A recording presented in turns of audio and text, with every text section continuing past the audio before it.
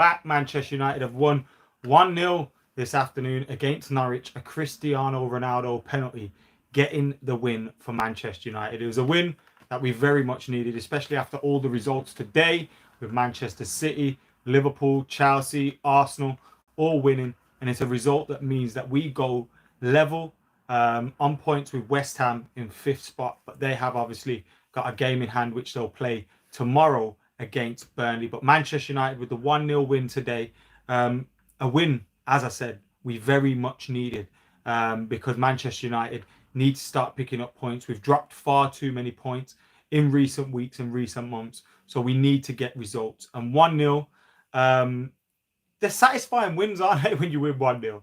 Especially when maybe we didn't deserve it today. If we drew this game and Norwich got a draw, you'd probably argue that that was a fair result because Norwich worked hard. They probably did well. And, they probably did enough for a draw. And they did well. But Manchester United, obviously, getting that penalty. I think it was a penalty. I think it was clever work by Cristiano Ronaldo to win the penalty. He felt the tug from, I think it was Max Aarons around his neck. He's gone down. I think a lot of strikers probably, shoulders been contact, but don't fall there and therefore don't get the penalty. The referee watched as the ball went across the box. We kind of had a half opportunity. As soon as that went, he pointed to the spot and gave the penalty. There was never any chance, I think, of that getting overturned. And Cristiano Ronaldo tucked it away. Now, there was part of me thinking, Tim Krul is very good with penalties. Tim Krul might save this, but Cristiano Ronaldo dispatched it with ease, and I probably shouldn't have been worrying, because it's Cristiano Ronaldo in it who scores goals, and I think that's his 13th goal for Manchester United today. He could have had another one as well to wrap it up and to make it a little bit more comfortable going into the last 10, 15 or so minutes. Marcus Rashford, who didn't have the best of games today. It was a frustrating performance from Marcus Rashford, to be fair. He was probably fortunate not to be subbed off. But when he did make that run, he beat his man and he got the cross to Cristiano Ronaldo. You expected the net to bulge. Unfortunately, Cristiano Ronaldo, the ball was probably a little bit behind him. He probably wanted it a little bit ahead of him, in front of him, so he could run onto it. He had to kind of, bend his foot backwards a little bit to catch it. Now, he'd be expecting to bury that, and if he had it again, he probably would bury that. But obviously, it went over because of the way that he had to hit the ball, I think, from behind him. But Manchester United, in the end, got the win, and it was De Gea who saved the day for Manchester United. Let me just sorting out the title, and I've actually named it De Gea and Ronaldo Save the Day because I think David De Gea was fantastic for Manchester United. Absolutely fantastic. There was a save from Kabak, I think, just after we went 1-0 up, and it was an incredible save. I expected the net to bulge. It was another one of those ones where Ozan Kabak's gone up for it. He's headed the ball, and you're thinking, oh, United have just gone 1-0 up. They're going to get this goal. Their crowd's going to pick up from it. And Manchester United could be on the receiving end of a reverse against Norwich. But David De Gea, with the outstretched arm, and he did so much to not only save the ball from going in the net, but getting it away from goal as well. David De Gea was incredible. And then there was another one on the back post. I can't remember who it was that peeled away on the back post for Norwich, but he headed it low towards the corner, and you're thinking this is going in, and David De Gea saves it again, and then when there's a goal line clearance and it's out. I think that one was eventually given as offside, but David De Gea wasn't to know that, and it was a fantastic save. So David De Gea today, who got the man of the match from Gary Neville on Sky, was for me man of the match as well. I think that was the right decision because he saved the day for Manchester United, and he ensured that Manchester United didn't have to drop points today. If we dropped points, it would have been so annoying, so annoying if we dropped points today, because you looked at the fixtures and you thought, right, we've got a run of fixtures now where Manchester United can go on a run and begin to maybe pick up, a run of wins, because that's what we need to do if we want to get back involved with the top four and get comfortable in there. because that should be the least. That should be the least we do this season, is get top four. And at the moment, it's looking like it's going to be a fight. So we need to go on a run of wins. We've had fixtures against Palace. We've had fixtures against Norwich. And if we were to only get 4 points out of 6, I think it would have been massively, massively disappointing. So it's a huge win. 2 back-to-back 1-0s in the Premier League. You can't be too disappointed with that. But the performance was not good enough at all. And we'll discuss maybe reasons why the performance wasn't good enough, or how we can improve going forward as the season progresses. We've got a difficult game in 3 days' time against Brentford away from home, an evening game. Their fans will be up for that. I'm worried about that one. Imagine we went into that one having dropped points against Norwich. It would have been a little bit worrying. Then we've got Brighton at home after that. Again, as the same with Brentford, a game that we should be winning. But when you look at it, you think, oh, Brighton, they're a good team. Newcastle away, Burnley at home, Wolves at home. That's before we've got a double header with Aston Villa in the Cup and the Premier League. Then we've got West Ham at home, Burnley away, Southampton at home, Leeds away, and Watford at home before we play Manchester City in March. So when you look at that run of fixtures between now and February, you'd like to think United will be winning most of them, and dropping points today would have been horrible. The performance, I don't think it was great at all. It was real scrappy for Manchester United today. We failed to get control of it in the midfield in the first half.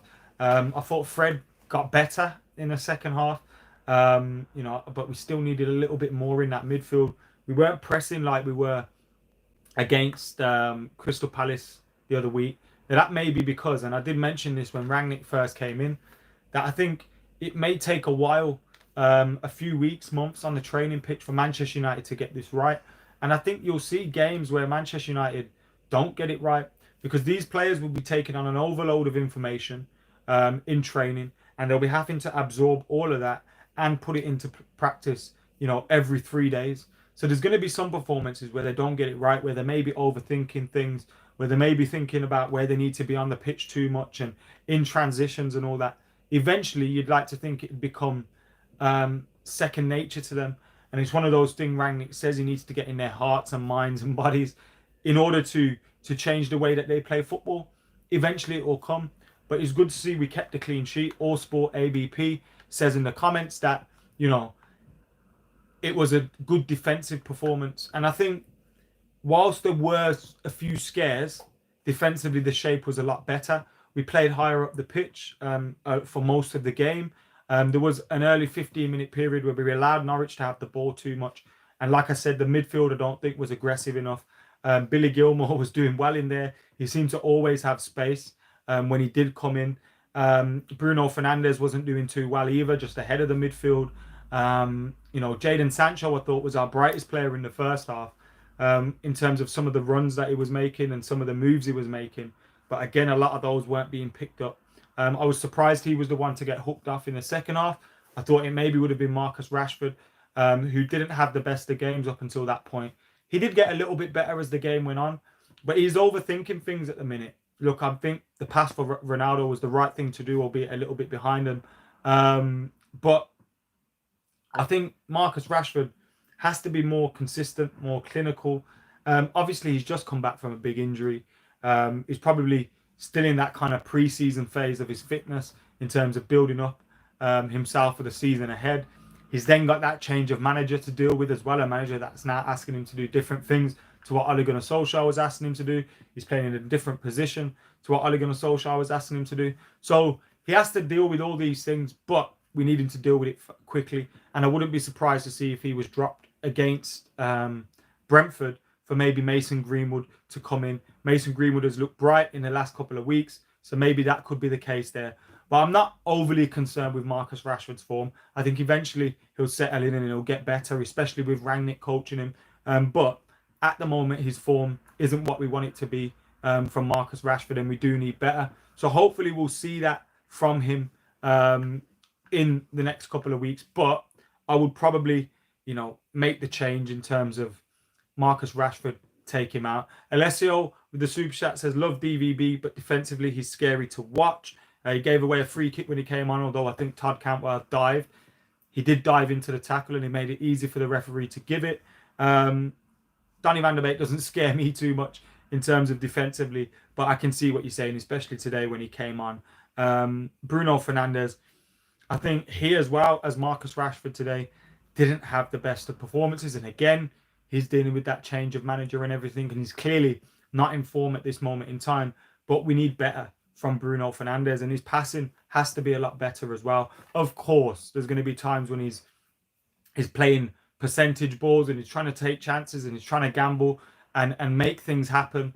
But we need a little bit more from Bruno Fernandes, and there's been a drop off in his performances in recent weeks, and we need him to maybe at times keep it a little bit more simple. But again, these guys are all getting used to what Ralph Rangnick's trying to do at Manchester United, and we've kind of got to deal with that at the moment.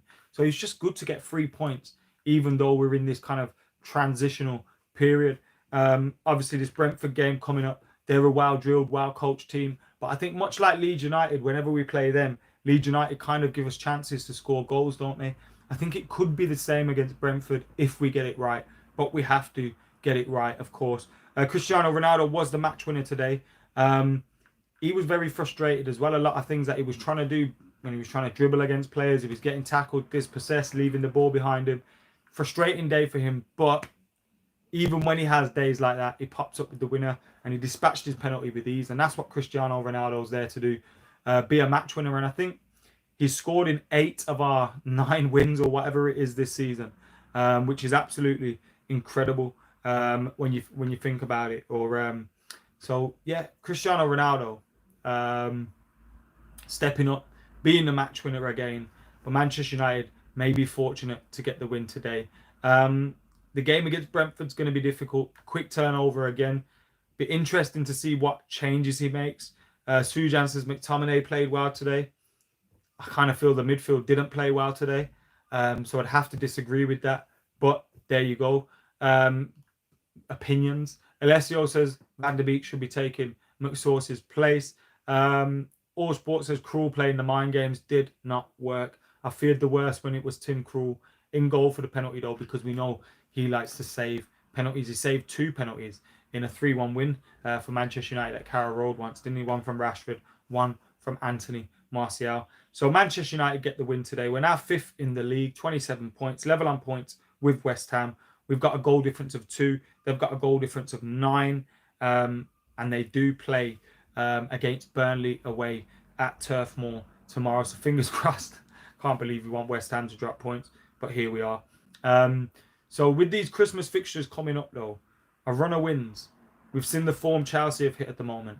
You never know. We could get a little bit closer to them, but we've got to make sure. All Sports says, what about our fullbacks? Are they now first choice? I think there were times today where they got caught out a little bit defensively. Now, that's not to say Luke Shaw doesn't get caught out defensively. Wan-Bissaka doesn't get caught out defensively, because we all know they do at times. But generally, I think they're playing reasonably well. Wan-Bissaka's injured at the moment, so Delo's got an opportunity there. And then you've obviously got Luke Shaw and Telles. I think that could be an even fight. But Telles today went close with a free kick. He's showing he's dangerous in certain positions. I think Delo getting forward was a threat at times, making the right runs, making the right passes, quick passes out from the back as well, which I like from him at times. So, they both have their benefits, but it's clearly going to be a fight between those. Gary says, do you think Pogba has a place in this team? I think Pogba's missed in this team today. Now, obviously, his future may not lie at Manchester United, and therefore Ralph Rangnick will be well within his rights to kind of steer clear from kind of making him a permanent fixture in the team, because what's the point if it's just for the next 6 months? But I think when you look at that team performance today, we could have done with someone like Paul Pogba in that team. I think he could fit into this 4-4, this 4-2-2-2, or whatever you want to call it, 4-4-2, 4-2-2, whatever. I think he'd fit quite well into that in a number of positions in there. So I think we missed Paul Pogba and some of his clinical passing today. But who knows? Now PM says Pogba doesn't play with intensity. He makes more presses than most people within our team. So I think again that's kind of something that goes against him, which isn't true. Makes more presses than McTominay, not more presses than Fred, but I don't think he's far behind him. So I think that's unfair.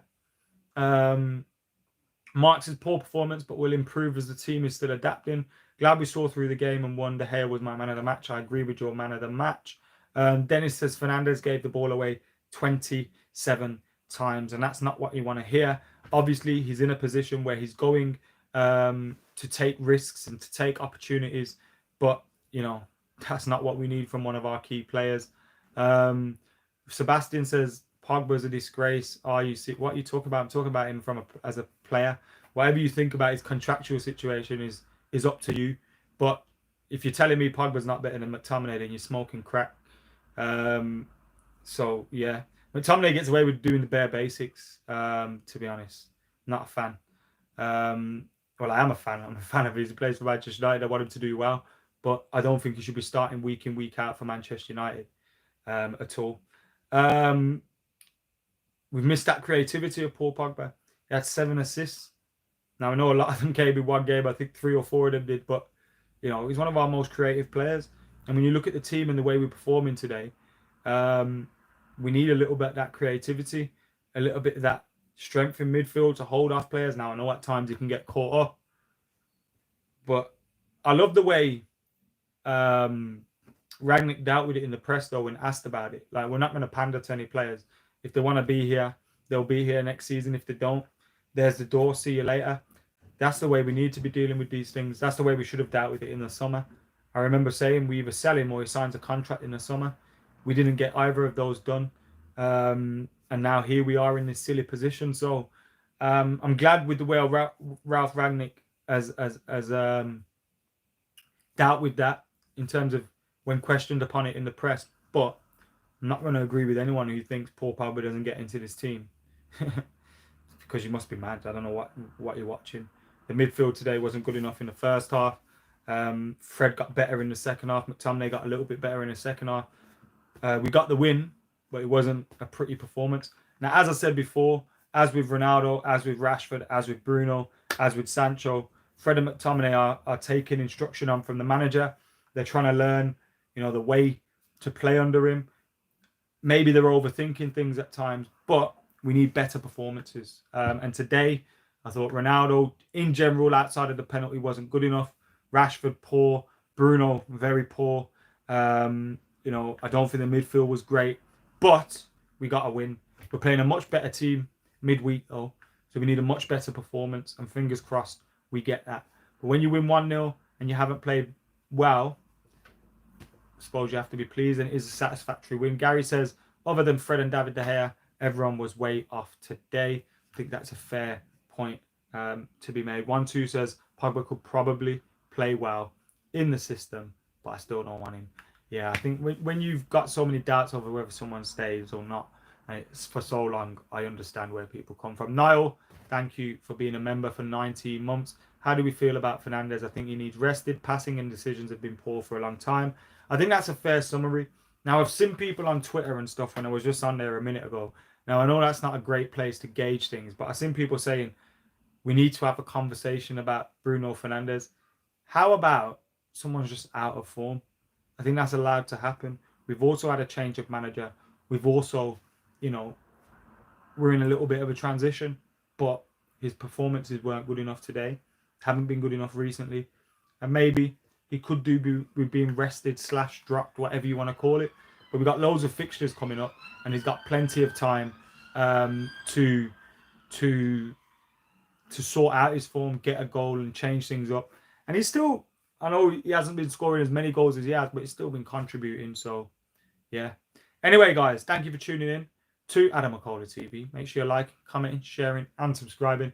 I'll be back soon with much, much more. So keep it locked. Until next time, I'm AdamMcKola. I'm out of here. See you in a bit.